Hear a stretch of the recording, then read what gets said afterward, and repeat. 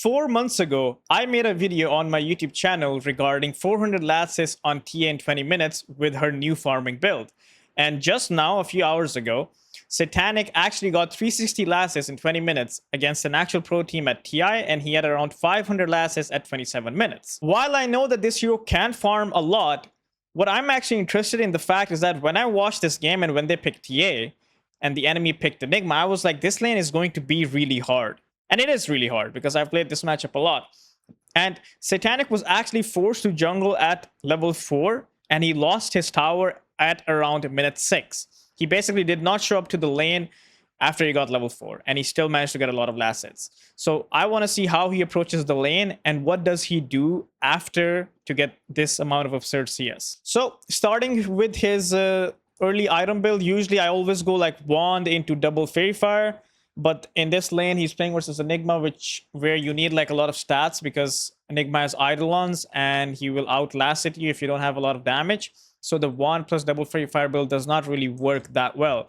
And he goes for the standard build, which is pretty decent. It's like max stats that you can get on this hero. And he does not really prefer upgrading these circlets into anything. Not a Null Talisman, not a Wraith Band, anything at all. So he's probably not going to upgrade any of these items. But generally what I'm thinking about in this matchup is that TA is like a very short range hero, and the TA does not get a lot of range until level 4, where you have 2 points in Psyblades. Before that, your lane is going to be like miserable, especially versus like a lot of units. Like on paper it seems like, oh, she can just kill Eidolons, but she cannot do that until she's level 4. And up until that point, if you somehow lose the lane to a point where Enigma has a big advantage on you, you actually can't even kill the Eidolons anyway. So I'm actually interested in seeing how he lanes, and then the farming patterns will come after that.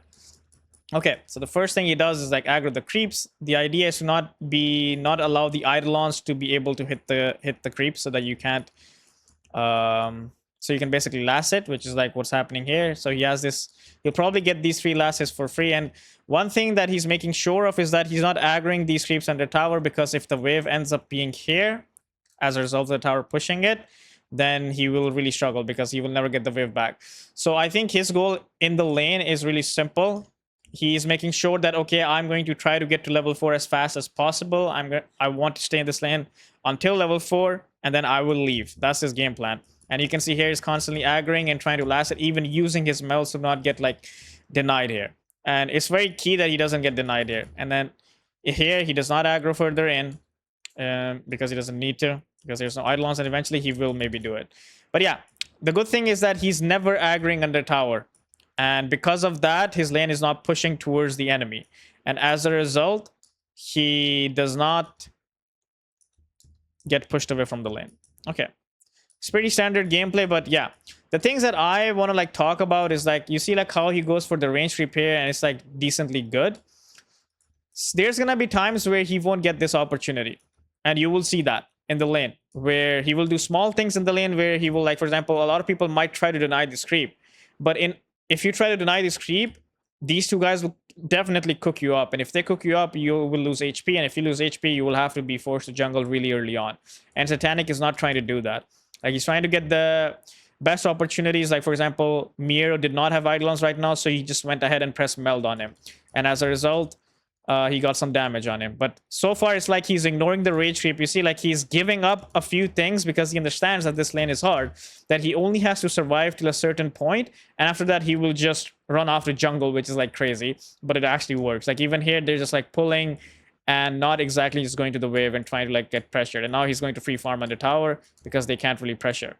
So this is going pretty well. And the thing is, like, if I'm playing this TA, I'm like around 7.7 KMR right now, which is around top 1000 in the world, like top 100 in C, around top 100 in C.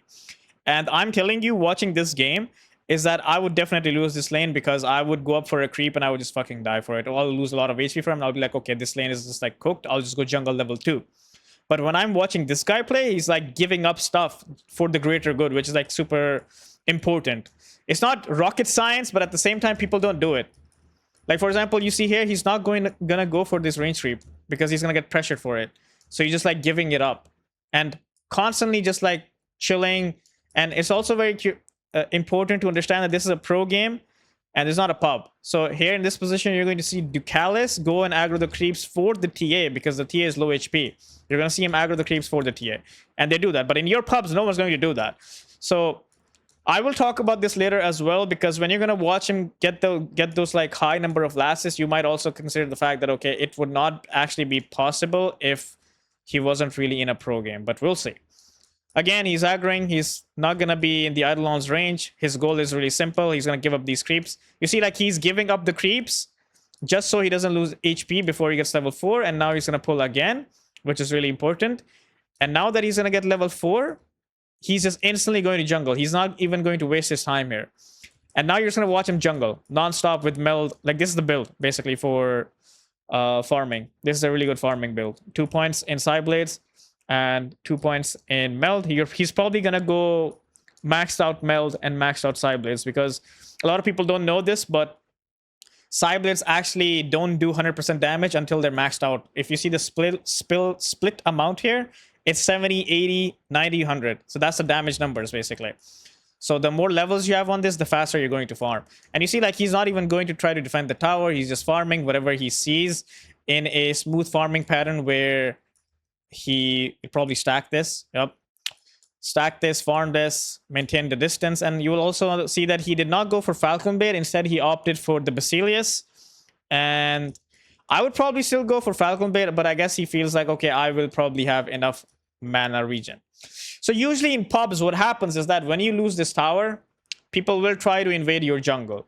And for you or for anyone to get like 300 plus lasses in this patch on any hero, you need to be able to farm your own jungle and your outer jungle. And if the enemy has invaded this, there's no way to get those numbers. So it's really important to secure this jungle. And since he's playing like a pro game, he's going to be able to do it, because Ducalis is going to place wards for him. Ducalis is going to play in front of him so that if he gets smoke ganked, they can dodge it and stuff like that.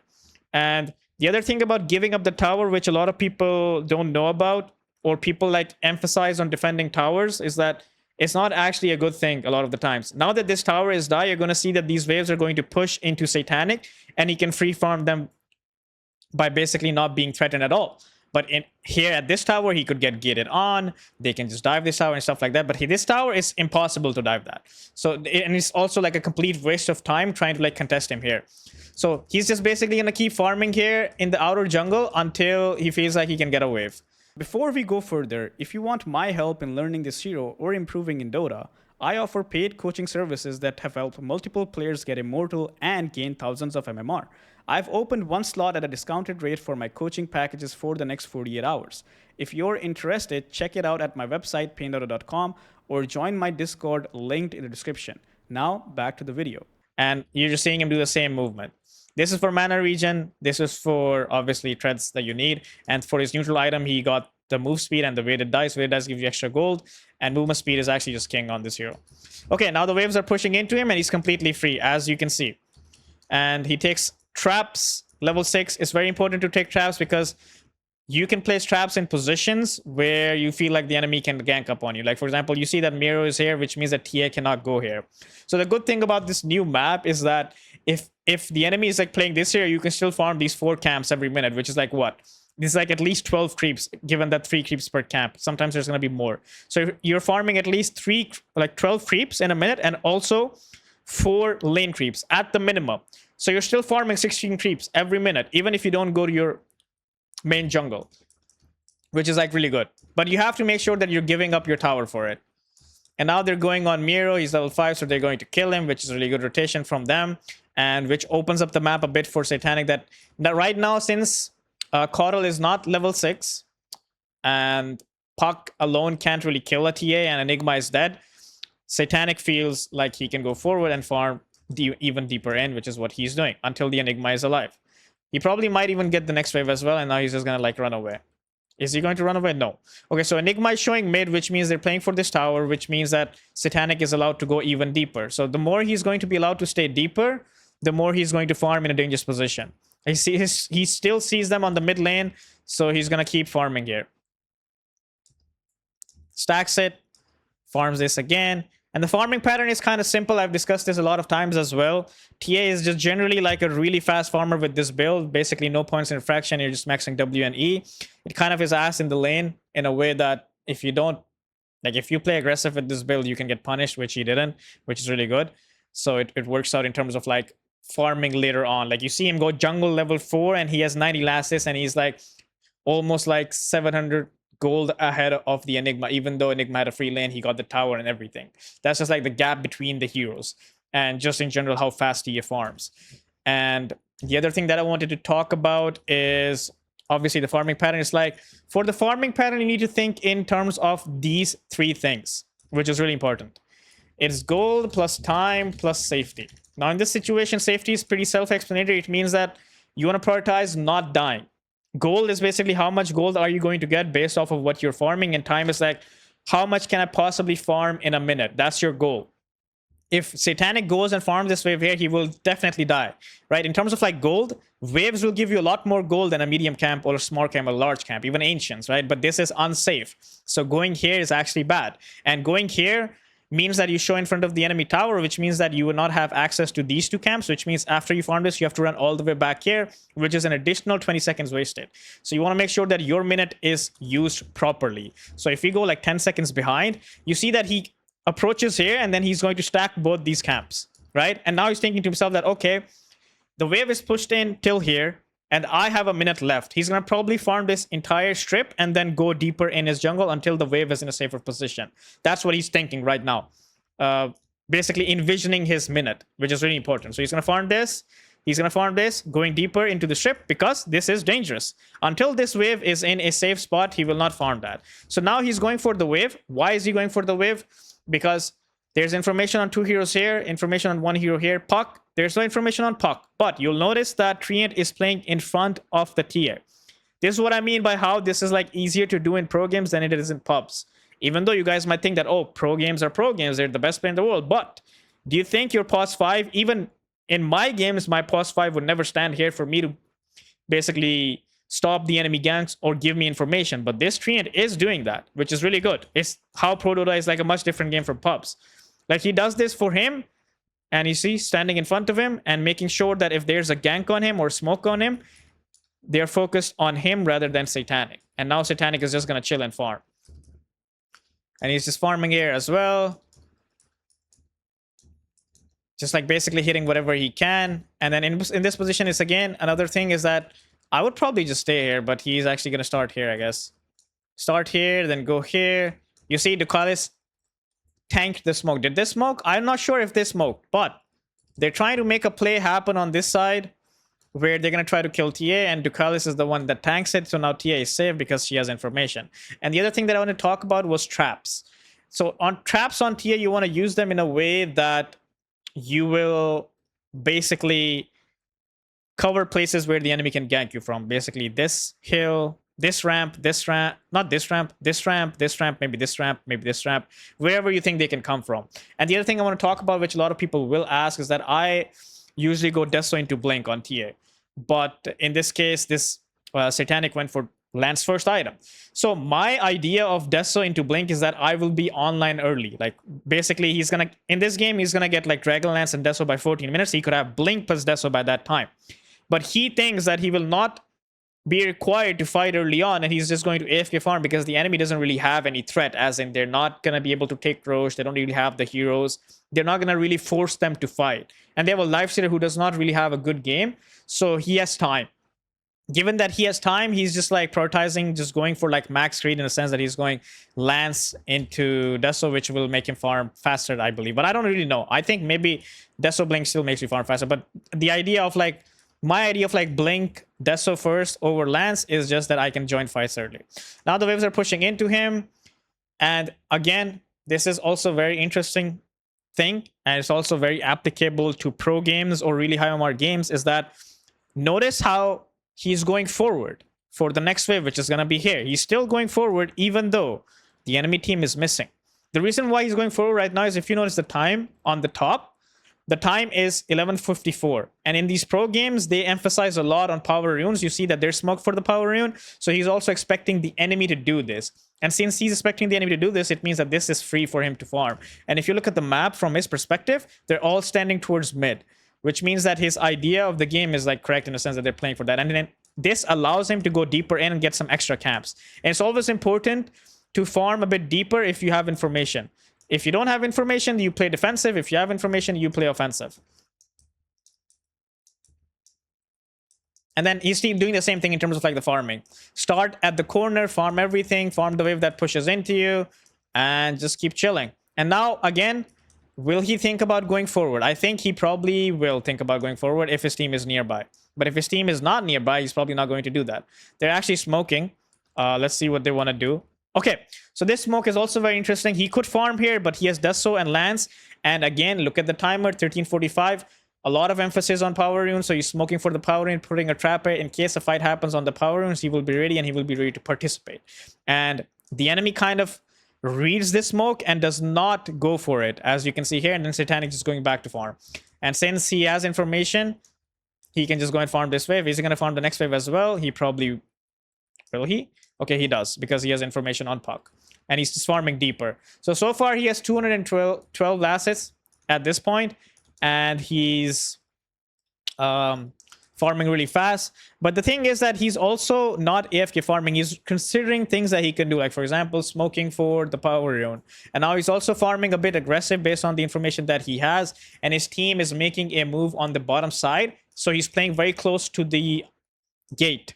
So if a fight happens at bottom, he can join with the gate. As you can see him moving towards the gate. He is gating, and he then realizes that, okay, this fight is over, and then he instantly goes back. He does not waste his time there. And during this time, he's just like using this space to farm even more. And notice how he showed top, and then he did not stay for the next wave because he could die there. So it's important to not let that happen. Again, he's farming, and he's going to keep doing that until and unless... Again, same thing. Why is he farming aggressive? Information on Enigma, information on Puck. A life stealer cannot really pressure him out because he's like higher level than him and he has more net worth than him and everything. So he can even get the next wave here easily because they have information on 4 heroes. And he's going even deeper because they can't really kill him. Now he's going to get Blink, which makes him even more unkillable. And with the Blink, you also start farming really fast. And he's literally repeating the same thing. And now you guys must be wondering that why is no one trying to stop him, right? Stop him from farming. So there's the thing. Their heroes can't really invade his jungle. The only stun that they have, which is reliable stun that Tia can't actually dodge, is Coil, right? So as long as they have information on Puck, he can't exactly die. And the other thing is that he has like so many traps set up everywhere where he's playing that he's not really exposed. And in the early phases where he was exposed, Treant was just like tanking for him, giving information, doing everything for him. So obviously the patterns and everything matter a lot, but the fact that his team plays around him so much and that enables him to just like be able to farm these numbers and these camps for free is like really interesting.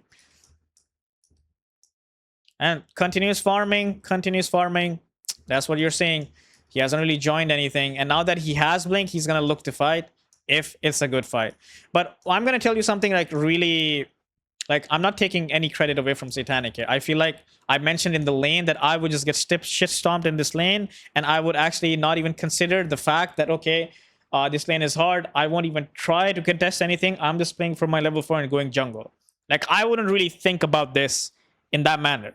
The thing about Satanic is that his read on the game is so accurate, and you can kind of say it's like a machine. He does not want to make mistakes. He understands that he's playing a hard lane. And then he understands that the best optimal thing that he can do is not feed in this lane and not basically do anything in the lane that makes him leave the lane really early before level 4, because you cannot afford to go jungle before level 4. You need level 4. You need the 2 points in meld. You need the 2 points in side blades. So he makes his entire game plan around that, and then he achieves that and then goes to jungle. Any of us, like any low MR player, any different player, they would just feed. I'm not even kidding you. Even pros would just feed in this situation or just like force themselves to be in a bad position. And now like Satanic has this understanding and he's actually not making any mistakes. He hasn't fed. He's making the right moves on the map. He's doing everything that he needs to do. And as a result, he has these numbers, as you can see on the screen, and he's just farming. And his game plan is also pretty simple, is that he's just playing for his BKB, and after his BKB, he's going to use that to pressure the map. That's where he becomes unkillable. Because the problem right now is that if he goes to any fight, they can just coil and just jump him, and he will probably die. But if he has BKB, the coil doesn't really do anything. As you can see here, they go on him, but then he just gets stampede and just like runs away. They need coil to kill this guy, and for coil, he has BKB. So now there's a fight at bottom. He instantly TPs. Before, he did not TP, he just gated. But now he wants to fight because he has BKB and they can't really do anything. And the other factor is that, so there's like a big thing about Roche. So if you're playing Dire, taking Roche on the top side is a bit hard because the enemy outpost is there. And comparatively on Dire, if there's nighttime, it's better for you, but nighttime is too late. They have this timing where Lifestealer is like 5,000 gold behind him and he has BKB. He wants to abuse it. So the thing about Radiant is that Radiant cannot take Roche with their lineup. So Satanic is opting for going for this Storm after this fight, probably. And then the way I would think about this game is that I would be like, okay, I'm already super farmed and the enemy is not really doing anything to stop me.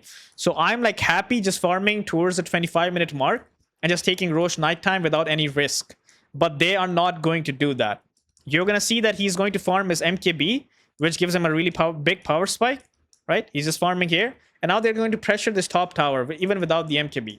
They're going to smoke towards this area, and the reason why they want this tower is so that they get access to this Roche area. And they're smoking towards that area as well. They're going to get a kill on Lifestealer here, which opens up Roche for them. And they're going to get more. So now that this Roche is open, even though it's daytime, right? It's not that good because when it's going to respawn, it's going to spawn at daytime. But their idea is that we're going to like snowball from this source so hard that it won't even matter. Which is exactly what happens in this game, by the way. Spoiler alert. So they take a fight here. I mean, it's just like getting snowballed at this point. TS is doing too much damage. And now they're going to kill Puck as well. And now they're going to take Roche.